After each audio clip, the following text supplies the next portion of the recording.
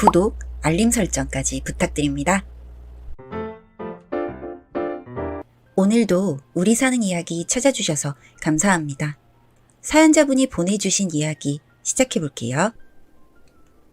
안녕하세요. 저는 회사를 다니고 있는 40대 직장인입니다. 저희 와이프는 유치원 선생님인데 결혼한 친구의 소개로 만나게 되었습니다. 여성스럽고 아이를 좋아하는 와이프에게 첫눈에 반해서 만난 지 100일 만에 프로포즈를 했고 지금은 딸 하나를 키우며 지내고 있어요. 저희 와이프는 친정과 사이가 유난히도 좋았습니다. 특히 장녀라서 그런지 결혼 후에도 처제 집에 초대를 하거나 처가댁에서 자고 올 정도로 친했어요. 저도 와이프가 처가댁과 친한 것도 자주 왕래를 하는 것도 다 집안 분위기가 다른 것이니 그럴 수 있다고 생각을 하고 있었고 자주 볼수록 친해지는 거라 생각하고 편히 지내고 있었습니다. 와이프는 일주일에 하루 이상은 처가댁에서 자고 왔고 대부분 평일 중에 하루나 주말에 하루를 자고 왔습니다. 대부분의 유부남들이 그러하듯 저는 그 시간 동안 자유시간이라고 생각하고 집 정리를 하고 밀린 게임을 하면서 시간을 보내고 있었고요. 그러다 딸아이가 갑자기 돈가스를 먹고 싶다고 해서 저희 가족이 자주 가던 돈가스 집에서 돈가스를 먹고 돈가스를 좋아하는 아내가 생각이 나서 여러 개 포장을 해서 처가댁으로 가게 되었습니다. 장모님, 저 왔습니다. 박서방 왔나? 네, 점심때 돈가스를 먹으러 갔는데 너무 맛있어서 좀 사왔어요. 아우, 마침 밥 먹으려고 했는데 잠깐 기다리게. 제가 소파에 있으니 처제와 와이프 그리고 웬 처음 보는 남자가 함께 나왔습니다. 여보 인사해. 동서 될지도 모르는 사람. 안녕하세요. 처음 뵙겠습니다. 저는 처제의 남자친구와 반갑게 인사를 하고 밥을 먹는 처가댁 식구들을 보고 있었습니다. 30이 넘어서까지 독신주의를 외치던 처제였는데 어느새 남자친구도 생겼다고 하니 새삼스럽더군요. 그날 이후로 처제와 더불어 남자친구도 저희 집에서 자주 모이게 되었고 주말이면 거의 함께 술판을 벌리게 되었습니다. 그날도 아이를 일찍 재우고 영화를 보며 다 같이 와인을 한 잔씩 하고 있었는데 그 남자친구분이 처가댁에도 자주 놀러를 가고 한 건지 와이프랑도 엄청 친하더라고요. 저기 전에 우리가 같이 갔던 데다. 여보 저기 간 적 있어? 얘들이랑 전에 시간 맞아서 간 적 있어. 데이트하는데 여보가 끼면 안 되지. 그때 내가 밥도 사주고 용돈도 주고 그랬어. 역시 멋진 언니네. 잘했어. 다음엔 나도 같이 가자. 화기애애하게 웃고 저희는 저와 그 남자친구 그리고 아내와 처제가 함께 방을 나눠서 썼습니다. 잠도 오지 않아서 그 남자친구와 밖에서 담배를 한 대 피우는데 말수도 없고 엄청 조심성이 많은 사람이더군요. 사귄 지 얼마가 되었냐고 해도 어버버거리고 그래서 더 이야기를 못하고 잠이 들었고 다음날 아내가 깨우는 소리에 일어나게 되었습니다. 그렇게 밥을 먹고 헤어졌는데 아내는 저와 처제 그리고 그 남자친구까지 함께 만나는 게 좋기라도 한 건지 그 인원으로 여행을 가기도 하고 종종 시간을 보내게 되었는데 꼭 남자끼리 여자끼리 방을 나누더라고요. 아무래도 놀러를 가서는 둘이서 신혼 분위기도 내고 싶은데 그런 부분이 좀 서운했고 한 번은 술을 먹고 놀다가 오늘은 커플끼리 잠을 자러 가자고 말했습니다. 사실 같은 집안이라도 뻔히 여러 사람이 있는데 이상한 행동을 할 거라는 생각은 안 했고 그리고 하면 어떻습니까 성인인데. 아내가 싫다고 하길래 왜 그렇게 싫어하냐고 매주 보는 처제인데 오늘은 좀 떨어져서 자면 어떻냐고 하며 저는 아내를 이끌고 방으로 들어왔고 저 오랜만에 딸아이도 없으니 방에서 와인을 한 잔 더 하면서 이야기를 좀 나누고 싶었는데 아내는 TV가 보고 싶다며 거실로 나갔어요. 그럼 거실에서 와인을 마시자는 생각에 따라 나갔는데 제가 나오니까 처제랑 남자친구까지 불러대서 결국 새벽이 되어서야 각자 잠이 들었습니다.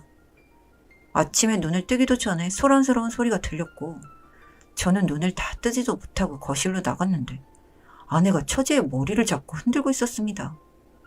흥분한 아내를 떼어내고 나니 처제는 그저 멍하니 있었고 그 옆에는 당황한 처제의 남자친구가 있었어요. 두 사람은 허둥지둥 나갔고 그런 두 사람을 아내가 쫓아가려다가 제가 잡으니 그제서야 정신이 든 것 같았습니다. 무슨 일이냐고 자초지종을 캐물어도 처제가 실수를 했다는 둥 그런 뜬구름 잡는 소리만 했고, 처제와 남자친구가 잤던 방에 들어갔더니 사용하고 난 콘돔이 있었어요.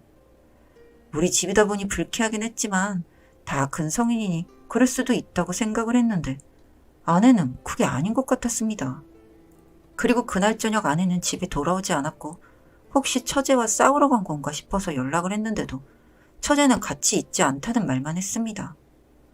오지 않는 아내를 기다리다 저는 소파에서 지쳐 잠이 들었고 아침이 되니 아내는 술에 취해 집에 들어왔는데 아내에게서 낯익은 남자의 향수 냄새가 났습니다.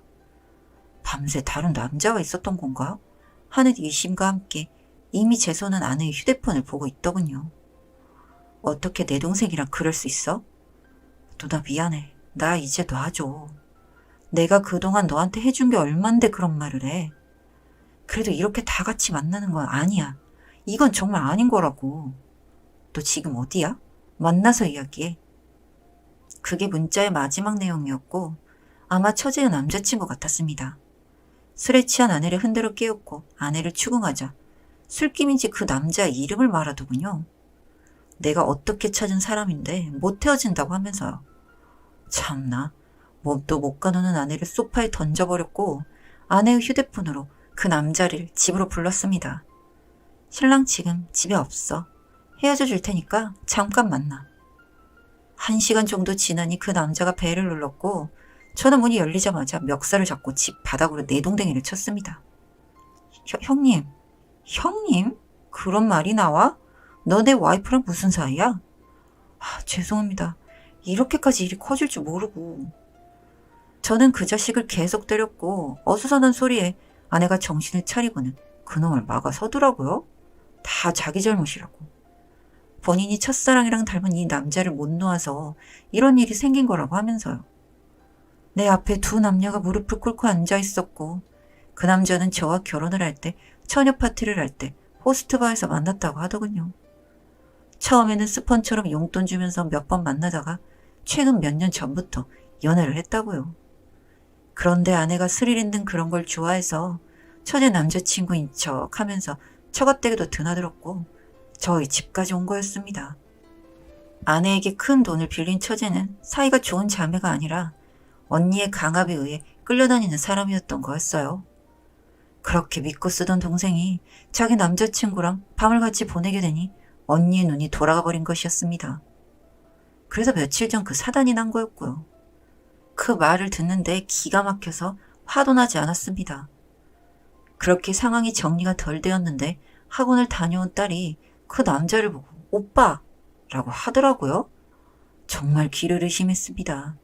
7살짜리 딸이 그 남자에게 오빠라는 칭호를 쓰는 순간 이성 어딘가의 끈이 끊어진 것 같았고 저는 아이를 데리고 저희 집에 맡겨두었습니다.